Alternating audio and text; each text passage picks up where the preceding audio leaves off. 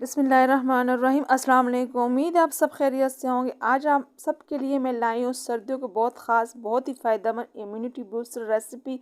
अगर आपको जोड़ों में दर्द होता है, आपकी हड्डियाँ कमज़ोर है, आप थोड़े से काम करने से थक जाते हैं, आपकी नज़र कमज़ोर है, आपके बाल गिरते हैं, इन सब परेशानियों का हल इसी रेसिपी में है।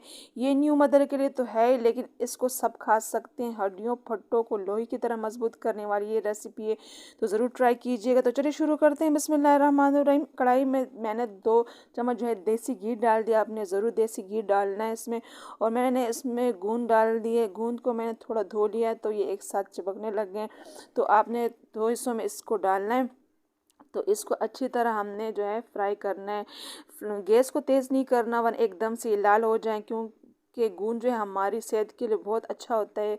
इसमें वाफिर मकदार में कैल्शियम होता है, जो हमारी हड्डियों को मजबूत करता है, जोड़ों के दर्द में आराम देता है और सर्दियों से भी बचाता है, क्योंकि इसकी तासीर गर्म रहती है।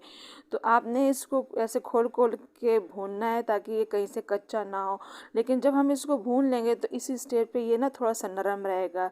तो इसको आपने बस भून लेना है और रख देना है। थोड़ी देर के बाद, 3-4 मिनट के बाद, ये खुद ही जो है खस्ता से हो जाएंगे, जैसे पॉपकॉर्न होते हैं वैसा ही हो जाएगा। बस आपने अच्छी तरह इसको जो है लो फ्लेम पे भून लेना है। बस इसको निकाल देंगे और इसी घी में जो है जो और गूंद रह गई है वो भी इसमें भून लेंगे अच्छी तरह। लेकिन ये है कि चम्मच मुसलसल चलाते रहना, ताकि सारी साइडों से जो है ये गूंद अच्छी तरह भून जाए। अब इसी घी में जो है फूल मखाने डाल देंगे। फूल मखानों को ज़रूर डालें, क्योंकि इसमें वाफिर मकदार में कैल्शियम, मैग्नीशियम, आयरन, फास्फोरस इससे भरपूर होता है ये। और इसको ऐसे 1.5 से 2 मिनट के लिए भून, आप देख सकते हैं कितना खस्ता हो गया ये।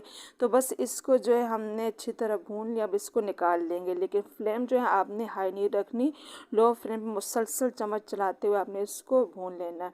अब इसी बर्तन में जो है घी डाल देंगे, 1 चम्मच और देसी घी डाल देंगे। और इसमें जो है कुछ ड्राई फ्रूट मैंने लिए, बादाम 100 ग्राम लिए, काजू 60 ग्राम लिए, पिस्ता 50 ग्राम लिए, अखरोट 50 ग्राम लिए। आप ड्राई फ्रूट जो है अपनी पसंद से कम और ज़्यादा कर सकते हैं। अगर इसमें से कोई आपके पास ना हो तो आप इसको स्किप भी कर सकते हैं। लेकिन जो जो ड्राई फ्रूट मैं बता रही हूँ, अल्लाह ताला की बनाई हुई कोई भी चीज़ हमें नुकसान नहीं देती, जब तक हम इसका सही इस्तेमाल नहीं करते। तो लो टू हाई फ्लेम पे अच्छी तरह इस मुसलसल चम्मच चलाते हुए इसको हमने भून लेना है। जैसे इसका कलर ऐसे थोड़ा सा ब्राउन हो जाए तो अब इसको निकाल देंगे। लेकिन बस घी का मैंने ज़्यादा इस्तेमाल नहीं किया। तकरीबन टोटल मैंने 200 ग्राम देसी घी इसमें डाला है।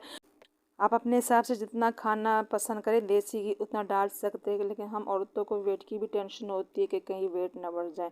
यहाँ पे उसी घी में मैंने जो है ये खजूर डाले हैं। 500 ग्राम मैंने सूखे खजूर लिए, इसको मैंने अच्छी तरह धो लिया था और इसको 2 हिस्सों में मैंने काट के डाल दिया। बस इसको 1 से 2 मिनट के लिए इसमें भून लेंगे, मुसलसल चम्मच चलाएंगे और बस इसको निकाल देंगे। बस ज़्यादा टाइम नहीं लगता इसके भूनने में। और मैंने इसको ना कूटा है और ना दरदरा पीसा है, इसको मैंने बिल्कुल बारीक बारीक काट के मैंने इस पंजीरी में इसको ऐड किया है।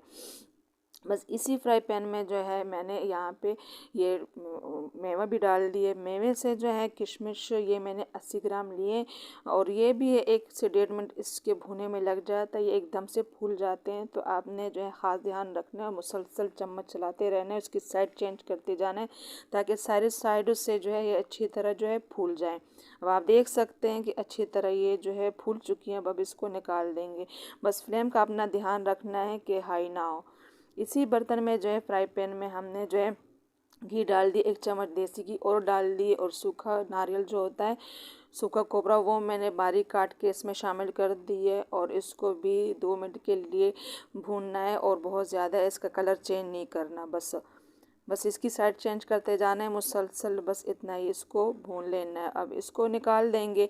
ये भी अच्छी तरह जो है भून चुका है और अब इसको हमने साइड पे अलग से रख देना है, ताकि अच्छी तरह खस्ता हो जाए। जो घी रह गया है उसी में मैंने जो है खरबूजे के जो बीज है वो डाल दिए।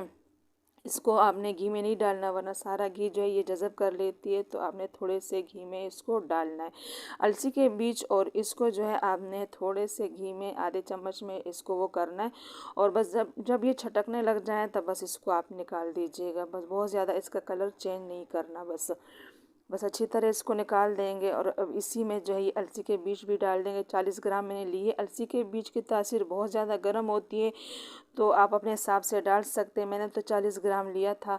बस ये है कि इस सब चीज़ों को जो है हमने वाफिर मकदार में नहीं डालना, हिसाब से डालना है। ड्राई फ्रूट जितने होंगे उस हिसाब से फिर ये अलसी के बीज भी डालना है।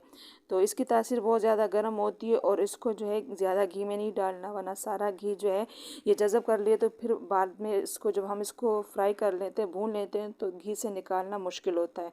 तो बस आपने लो फ्लेम पे इसको ऐसे ही थोड़े से घी में इसको भून लेना है। बस इसको हम सब सारा निकाल देंगे और इसी जो है कढ़ाई में जो फ्राई पैन में हमने जो है थोड़ा सा घी डालना है और भर के जो है 2 चम्मच डाल दिए और इसमें मैंने सूजी डाल दी है।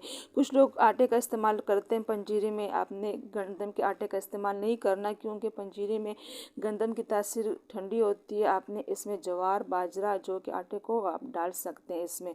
और मैंने तो सूजी डाल दी है। सूजी जो है आप अच्छी तरह जो है भूननी है, तकरीबन 8 से 10 मिनट लग जाते हैं इसके भूनने में। जैसे हम हलवा बनाते हैं सेम उसी तरह इसको हमने भूनना है। हाई फ्लेम पे नहीं, लो फ्लेम पे इसको भून लेना है और मुसलसल चम्मच चलाते रहना ताकि एकदम से इस पर कलर ना आ जाए, क्योंकि हमने इसको अच्छी तरह भून लेना है। इसका कलर भी चेंज करना है और इसका कच्चापन भी हमने ख़त्म कर देना है। तो मैंने इसमें सूजी डाल दी है। आप अपने हिसाब से जैसे पसंद करें वो आप डाल सकते हैं। बस ध्यान ये रखें कि जो गंदम की जो तासीर होती है वो ठंडी होती है, तो उसका आटा आप नहीं डालें बस। तो बेहतर ये है कि आप सूजी डाल लें, क्योंकि इससे इसका जो टेस्ट है वो और भी अच्छा हो जाता है। ये अच्छी तरह जो आप देख सकते हैं भून चुका है। बस इसको निकाल लेंगे और खुले बर्तन में इसको डाल देंगे ताकि ये थोड़ा सा ठंडा हो जाए।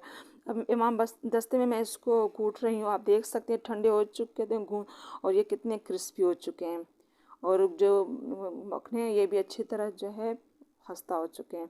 तो मैं इसको सबसे पहले जो है गूंद को अच्छी तरह मैंने बारीक पीस लिया है, क्योंकि गूंद को जो है हमने अच्छी तरह पीसना ताकि ये जो है दांतों के नीचे ना आ जाए। यहाँ पे थोड़े से ड्राई फ्रूट मैंने अलग कर दिए हैं गार्निश के लिए।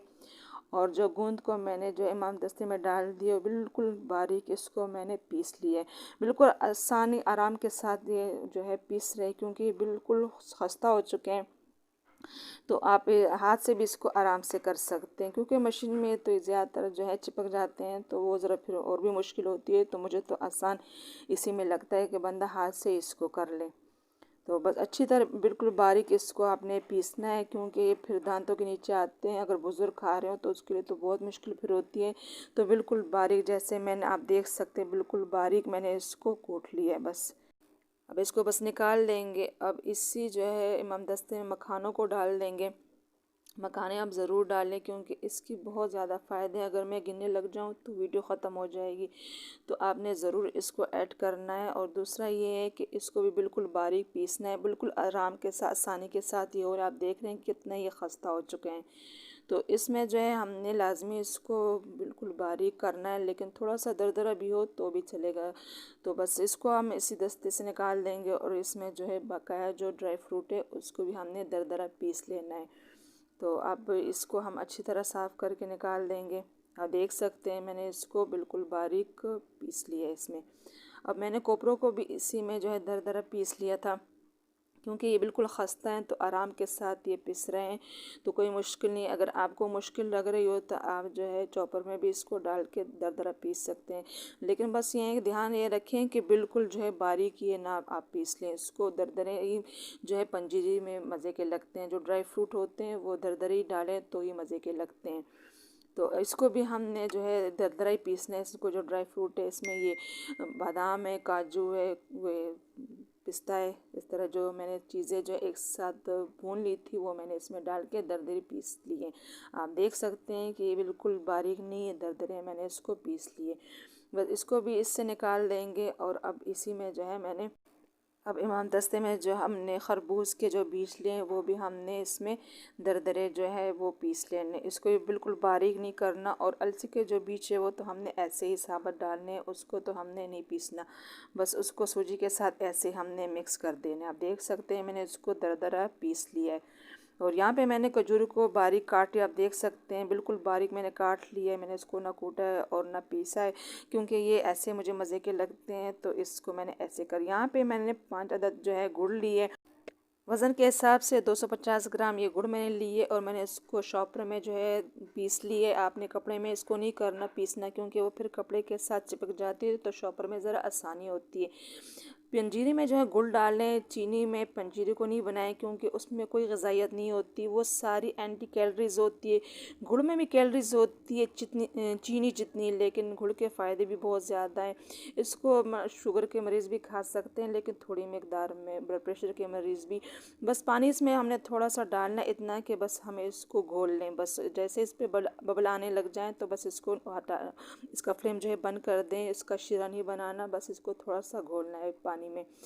सूजी को हमने खुले बर्तन में डाल दिए और जो सारे ड्राई फ्रूट है वो इसमें शामिल कर देंगे, जिसको हमने दरदरा पीस लिया है। तो मैंने इसको जो है अलसी के बीज जो होते हैं, जो मैंने इसको भी साबुत ही डाल दिया था। इसको मैंने दरदरा नहीं पीसा, और जो ड्राई फ्रूट है वो उसको हमने अच्छी तरह मिक्स कर देना है। बस चम्मच से अच्छी तरह इसको अब मिक्स कर लिया। अब यहाँ पे मैंने इसमें जो है सौंफ 1 चम्मच डालना है, अदरक 1 चम्मच डालना है और इलायची पाउडर 1 चम्मच डाल दिया है। तो इससे इसकी खुशबू और जायका जो है और भी अच्छा हो जाता है। आप ज़रूर ये डालें इसको। अब जो हमारे गुड़ है वो भी नीम गर्म हो चुका है, आपने ठंडा नहीं डालना, वरना ये एक दूसरे के साथ चिपक जाएगा। तो चम्मच से सही नहीं हो गुड़ डालने के बाद, इसकी हम हाथ से मदद लेंगे। आप देख सकते हैं कितने अल्हम्दुलिल्लाह हमारी जो पंजीरी है वो खिली खिली बन के तैयार हो चुकी है। ये बिल्कुल लड्डू फॉर्म में नहीं आएगी, एक दूसरे के साथ चिपकेगी नहीं। तो ज़रूर ट्राई कीजिएगा, लेकिन ज़्यादा एक दिन में जो है ज़्यादा नहीं खाएं। सुबह नाश्ते के टाइम 3 से 4 चम्मच खा सकते हैं, या शाम में चाय के साथ 3 से 4 चम्मच बस। ये यादाश्त के लिए भी बहुत फ़ायदेमंद है। पंजीरी जिस्म में गर्मी पैदा करती है और सर्दियों के दौरान हमारे जिस्म को गर्म रखती है। सर्दियों खांसी से भी आपको बचाएगी। ज़रूर बनाइएगा। सब घर वालों के लिए, बुज़ुर्गों के लिए, बच्चों के लिए मुफीद है, तो ज़रूर ट्राई कीजिएगा। अपना फीडबैक मुझे ज़रूर दीजिएगा। Thanks for watching.